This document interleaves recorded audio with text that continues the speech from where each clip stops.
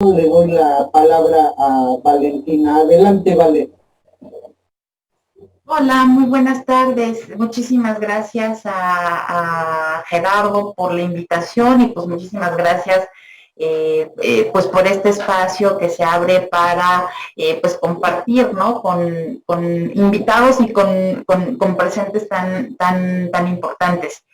Bueno, pues yo querría comentar y abonar un poco a lo que decía Gerardo en este contexto de la relevancia de la Ley General de Aguas, comprender cuál sería un tanto la diferencia con esta Ley de Aguas Nacionales que efectivamente pues forma parte de un paquete de leyes y de regulaciones que fueron muy importantes para poder firmar el Tratado de Libre Comercio y que implicaron la desregulación, digamos, de los recursos más importantes, pues, por ejemplo, para campesinos que tenían que ver con la tierra y con el agua. Asociado a esto también se da el tema de los ejidos, ¿no? De quitar esta figura colectiva y abrir la posibilidad a que fuera ya, digamos, ya una figura personal o individual la que lo regulara. Bueno, entonces decir que, digamos, la ley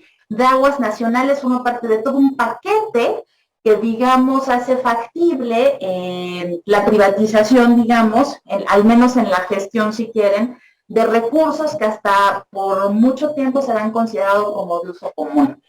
El tema más importante a criticar, digamos, o que ha sido más observado en la Ley de Aguas Nacionales, pues es esta centralidad que juega la Comisión Nacional, la CONAGUA, ¿no?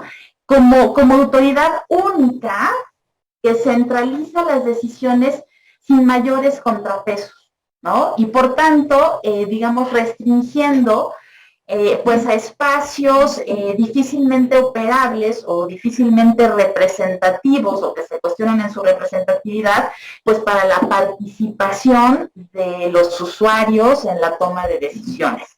Otro punto interesante, pues, es el tema de las concesiones, ¿no? Como figura que regula el acceso al agua por un tiempo determinado bajo un procedimiento y pues que digamos se ha revisado, pues ha colaborado o ha formado parte pues de digamos, el incremento de la inequidad en el acceso al agua, o al menos no el resguardo ni la garantía de un acceso, digamos, equitativo, ¿no? Al agua potable, pero también al saneamiento. Entonces, lo que se revisa en esta visión de la CONAGUA, bueno, es que hay una gestión que observa el agua más como un recurso que puede ser, digamos, privatizado en la gestión, ¿no? Para su distribución, bajo una visión extractivista, ¿no? Que no responde necesariamente a las necesidades locales,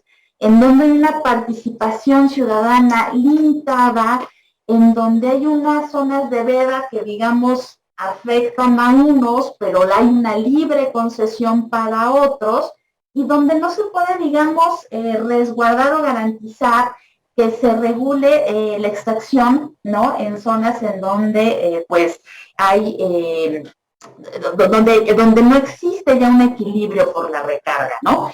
Y entonces, a contrapelo de esta perspectiva, pues, digamos, la ley general de aguas estaría pensando en el agua no como un recurso, sino como un bien común, al que se debería, digamos, garantizar el acceso no solo al agua potable, sino también al saneamiento y el resguardo de los ecosistemas que garantizan, ¿no? esta disponibilidad de acceso, pero también, digamos, observar que los pueblos indígenas deberían tener un acceso y el agua que se encuentra en sus territorios posible de obtener a través, digamos, de mecanismos específicos de consulta, ¿no? Cosa que no se hace. Entonces, el tema con esta ley de aguas nacionales tan criticada es que, bueno, ha permitido, ¿no? Un uso diferencial, asimétrico del agua, pues para los sectores, digamos, que tienen un mayor poder político, económico, no ha resuelto los problemas de escasez, ¿no? Incluso con la privatización de la distribución de estos servicios de distribución, y ha enfatizado efectivamente, como decía Gerardo, en salidas técnicas, ¿no? Cuando los problemas socioambientales en el país y en este estado y en esta zona metropolitana, pues evidentemente tienen que ver con elementos de índole social, cultural y política, ¿no? Entonces, hay muchos sectores, no solo desde las organizaciones sociales, sino también desde la academia, que observan a esta ley de aguas nacionales, pues bueno, como alejada de esta perspectiva de los derechos humanos, como una ley discriminatoria, discrecional, que no favorece, digamos, la transparencia, tampoco la participación, ¿no? Y por tanto, como uno de los elementos que de manera contradictoria, pues no abona a la seguridad hídrica, ¿no? Entonces, bueno, en este contexto, digamos, en el 2010, pues se establece, digamos, a nivel internacional, el acceso al agua potable y saneamiento como un derecho humano. Y nuestro país, ¿no? Firma, digamos, esta resolución, y esto implica que tiene que establecer modificaciones en sus marcos normativos para justamente transversalizar lo que a nivel internacional se estaba discutiendo, que era que el agua era un derecho humano. Al hacer esto, el país se compromete, ¿no? Pues justamente a armonizar este derecho humano, y tiene que hacer modificaciones en la Constitución, lo cual realiza, pero requiere, pues, justo que se genere una ley, pues, distinta a la que estamos diciendo presenta, pues, contradicciones, ¿no? Con esta perspectiva del derecho humano. Esto debió haberlo hecho un año después de la modificación en la Constitución. Esto ocurrió en el 2012. Quiere decir que han pasado 10 años y esta nueva ley que garantice el derecho humano al agua, pues no se ha gestado. ¿Por qué no se ha gestado? Pues por justamente lo que decía Gerardo, pues porque hay una pugna de intereses entre actores, ¿no? Que se han beneficiado con este acceso bajo las condiciones que la Ley de Aguas Nacionales establece. Y una ley que resguarde el derecho humano al agua, pues digamos, acabaría, ¿no? Con estos como cotos, ¿no? De poder. Entonces, ha habido en este transcurso de los 10 años un conjunto de conflictos iniciados principalmente porque ha habido diferentes iniciativas, ¿no? Iniciativas sobre esta Ley General de Aguas, y no se ha podido establecer un acuerdo, ¿no? Entonces tenemos, por ejemplo, desde la ley Korenfeld, ¿no? Que se desechó, pues, porque era casi una copia de la Ley de Aguas Nacionales. Hubo una ley Pichardo. Está obviamente esta iniciativa ciudadana de la cual nos ha estado hablando Gerardo, pero también los partidos políticos, por su parte, trabajaron en sus propias propuestas de ley, ¿no? Entonces Morena presentó 2 iniciativas, el Partido del Trabajo una, creo que el PAN presentó otra, ¿no? Pero pues esto habla de la enorme conflictividad y los intereses que están detrás de la generación de esta ley, ¿no? Evidentemente, es para estos actores que obtienen beneficios prioritario mantener las condiciones que pues les han permitido, digamos, enriquecerse. Y aquí valdría la pena decir pues que muy pocos concesionarios concentran una gran cantidad del volumen de agua concesionada, y obvio y evidentemente no la quieren perder, ¿no? Por otro lado, también el que no exista esta Ley General de Aguas, pues también habla de la perspectiva en la cual tienen a la ciudadanía, ¿no? A la cual no le dejan, digamos, participar, y, digamos, desde los niveles de autoridad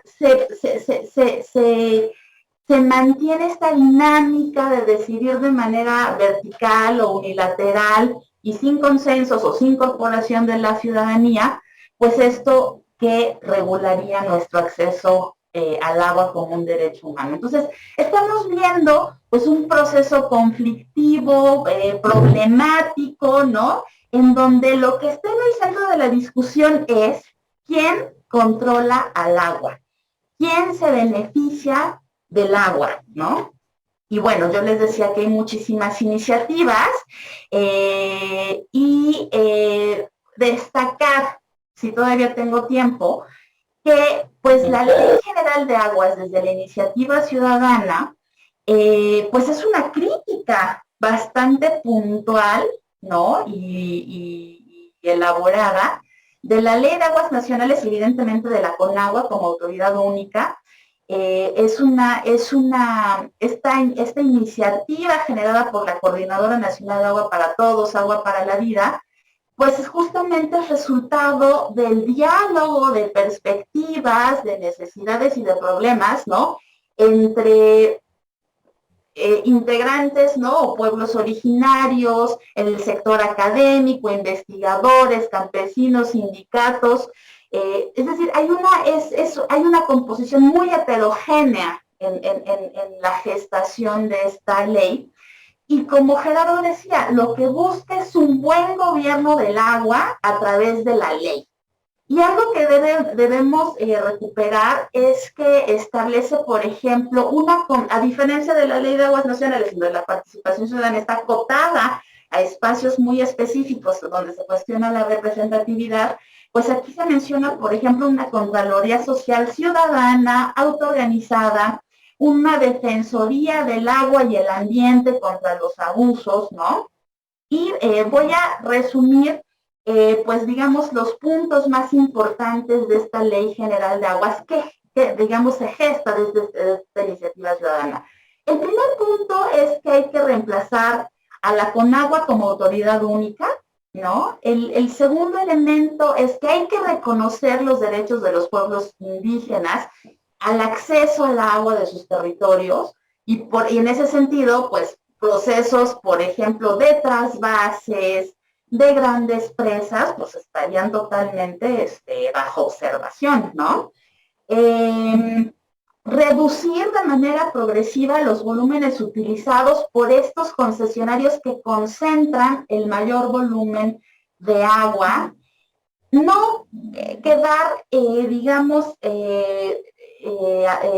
satisfechos con manifestaciones de impacto ambiental, sino impulsar dictámenes que van más allá de lo ecológico y que incluyen lo social con los dictámenes sociohídricos para impulsar cualquier obra o actividad con la intención de que pues de garantizar que esa obra o que ese acceso pues no pone en riesgo el derecho al agua de otros habitantes.